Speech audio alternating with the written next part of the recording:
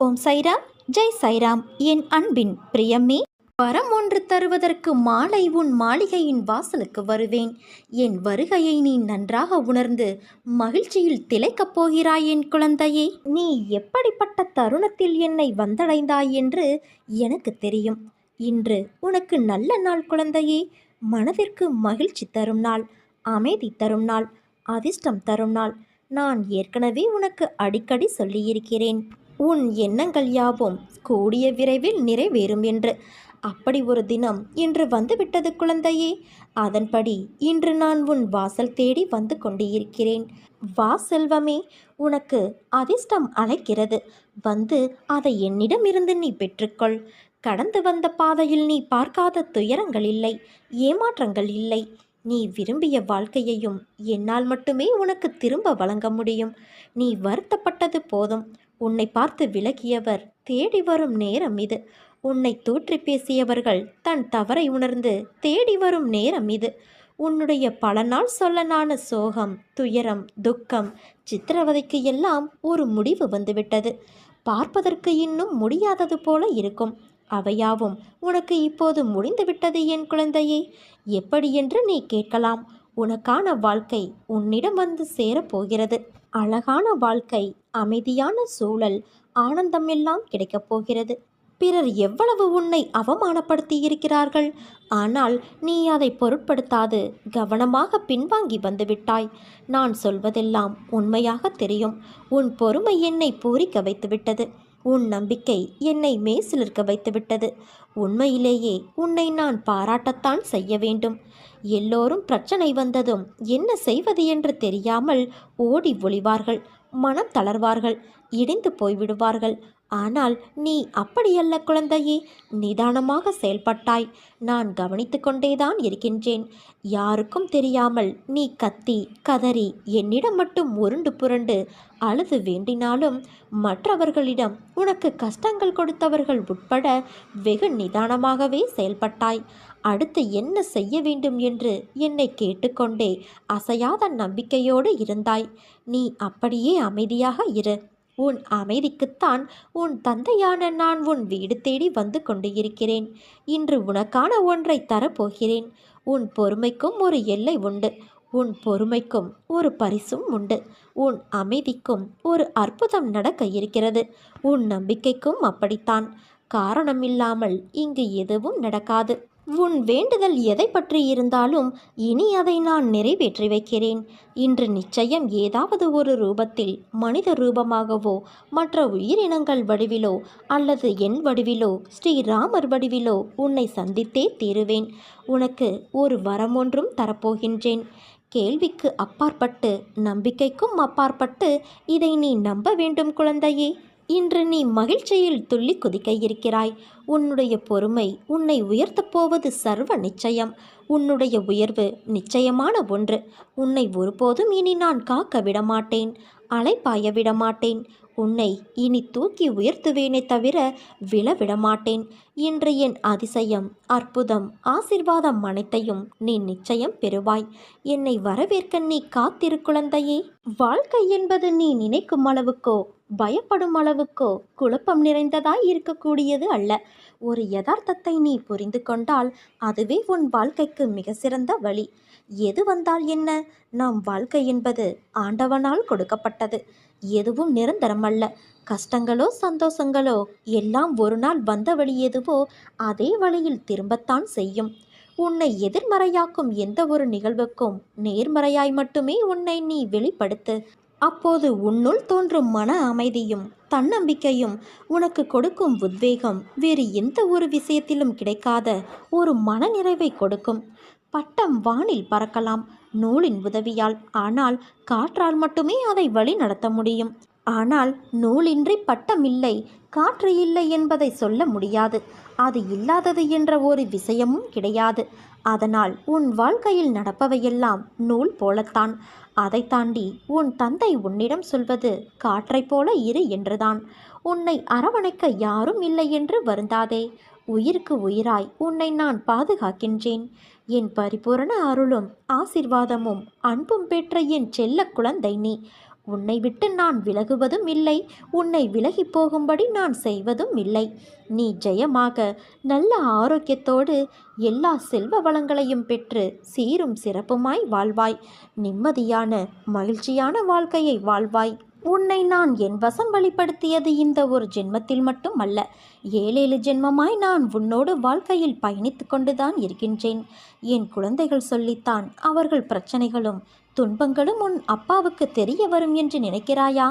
உன் அப்பா நான் அகண்டமாக இந்த அகவெளி, புறவெளி, பரவெளியாகிய எல்லா இடங்களிலும் வியாபித்து இருக்கையில் எல்லா விஷயங்களையும் நான் அறிவேன். என்னை நம்பும் என் தீவிர பக்தர்கள், அவர்களுக்கு பிடித்தவர்களின் எல்லா ஜென்ம கர்ம வினைகள் மொத்தமும் என் கைப்பிடிக்குள் எப்போதோ வந்துவிட்டன. உன் இரும்பு போன்ற கர்மாவை பஞ்சு போல் ஆக்கி கொண்டு வருகிறேன் குழந்தையே. உன் வாழ்க்கையில் வரும் துன்பம், துயரம், வேதனை, கோபம் யாவற்றையும் தூக்கி தூர எறி. பொறுமையோடு கடைப்பிடி. யார் உன்னை அவமானப்படுத்தினாலும் வாக்குவாதம் செய்யாமல் அமைதியாக இரு. மற்றதை உன் தந்தையான நான் பார்த்து கொள்கிறேன். துயரங்கள் உன்னையும் உனக்கு பிடித்தவர்களையும் சிறிதாக தொட்டு மட்டுமே பார்க்க முடியும். அதற்குள் நான் அவற்றை விரட்டி விடுவேன். எதுவும் உன்னை பெரிதாக தொடர்ந்து எதுவும் செய்து விட முடியாது. எல்லாவற்றிற்கும் சர்வ சாதாரணமாக என் பக்தர்களை விடுவித்து கொண்டு வருகிறேன். இனி உன் வாழ்க்கையில் விரைவில் வசந்தம் வரப்போகிறது குழந்தையே. தெளிந்த மனதோடு நீ இரு. ஏன் குழம்புகிறாய்? ஏன் தடுமாறுகிறாய்? எதிர்காலத்தை பற்றி ஏன் இந்த பயம் உனக்கு? நிலைமை என்ன ஆகுமோ என்ற கவலை. உன் தந்தையான நான் இருக்கும்போது வீண் கவலை எதற்காக உனக்கு? அனைத்தையும் நான் சீர்திருத்துவேன். நான் உன் இல்லத்திற்கு வந்து குடி புகுந்து கம்பீரமாக அமர்ந்திருக்கின்றேன். நீ கலங்காதே. என் வார்த்தைகளின் மீது நம்பிக்கை வைத்து செயல்படு. மீதியை உன் தந்தையான நான் பார்த்துக்கொள்கிறேன். என் அனுமதி இல்லாமல் உன்னை துன்புறுத்தி பார்க்க ஆசைப்படுபவன் என்னை துன்புறுத்தி பார்ப்பதற்கு சமம். நான் உன்னோடு இருக்கையில் நீ எதற்கும் கடுகளவு கூட ஒரு நாளும் கலங்காதே. பொறுமையாக இரு குழந்தையே. உனக்கு நான் இருக்கிறேன். என்னை நம்பி என்னிடத்தில் நீ ஐக்கியமாகிவிடு. உனக்கு வேண்டியதை செய்ய நான் காத்திருக்கின்றேன். ஒரு பக்கம் விதி, இன்னொரு பக்கம் கரும வினை. இவை இரண்டும் தான் இன்று ஏற்பட்டுள்ள உன் சூழ்நிலைகளுக்கு காரணம். இவற்றிலிருந்து நீ மட்டும் அல்ல, எவரும் தப்ப முடியாது. ஆனால் நீ என் பார்வைக்கு திரும்பியதால் உன் வசத்தை நான் கைப்பற்றி உனக்கான அனைத்து சிக்கல்களிலிருந்தும் உன்னை விடுவித்து கொண்டு வருகிறேன். உலகத்தில் என்ன மாறினாலும் நகர்ந்தாலும் உன் தந்தையான நான் உன்னை விட்டு ஒருபோதும் அகலமாட்டேன். உன்னில் எப்போதும் நான் இருப்பேன் குழந்தையே.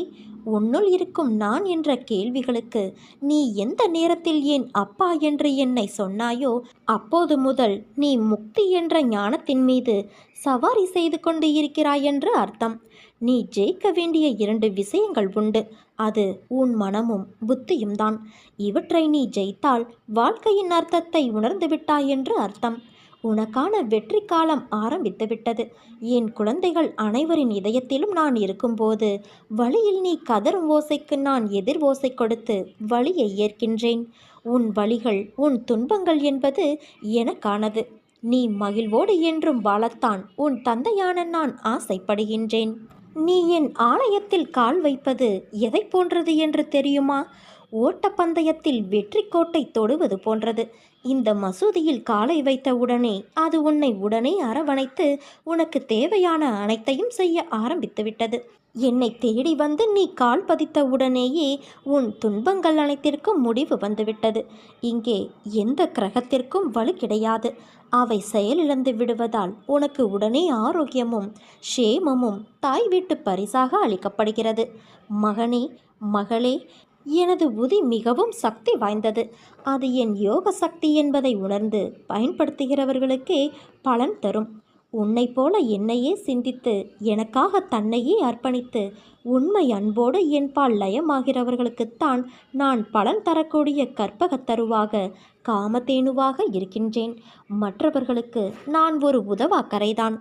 அர்ஜுனனிடம் அவன் தனது உறவுகளை எதிர்த்து போரிட தயங்கிய போது விஸ்வரூபத்தை காட்டி இவர்களை நான் ஏற்கனவே கொன்றுவிட்டேன், கொன்றதைத்தான் நீ கொள்கிறாய் என்று விளக்கிச் சொல்லி அவனுக்கு விஷயத்தை புரிய வைத்தது போலத்தான் நீ மலை போல நினைத்திருக்கும் பிரச்சனைகள் அனைத்தையும் நான் ஏற்கனவே தீர்த்து வைத்து விட்டேன். இதை நான் எத்தனை முறை சொன்னாலும் நீ அந்த பயத்திலேயே இருப்பதால் தீர்த்த பிரச்சனையை தீர வேண்டும் என தொடர்ந்து வேண்டிக் கொண்டே இருக்கின்றாய். இனி வரப்போவது எல்லாம் உனக்கு வசந்த காலங்களே.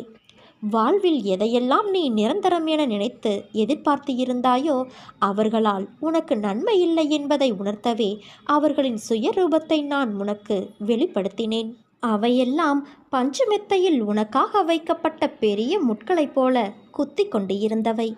கண்களில் கைப்பிடிமண் விழுந்ததைப் போல உறுத்தி கொண்டு இருந்தவை. இந்த காலங்கள் மாறிவிட்டன குழந்தையே. இனி உனக்கு வருவதெல்லாம் வசந்த காலமே. நான் உன்னை தாங்கிக் கொண்டு இருக்கிறேன் என்பதை உணர்த்துவதற்காக பலமுறை உன் கோரிக்கைகளை நான் நிறைவேற்றி தந்தேன். இக்கட்டான நேரங்களில் எல்லாம் உடன் இருந்து உன்னை காப்பாற்றினேன். நீ கூப்பிட்ட நேரத்தில் எல்லாம் பதில் குரல் கொடுத்தேன். உன் பிரச்சனைகள் ஒன்றும் உன்னை செய்து விடப்போவது இல்லை. பெரிய துன்பம் எதுவும் இனி உனக்கு வந்து விடப்போவது இல்லை. விரைவில் நீ கேட்ட யாவற்றையும் என்னை நினைத்து கொண்டு மகிழ்ச்சியோடு நிம்மதியோடு நீ அனுபவிக்க இருக்கிறாய் குழந்தையே.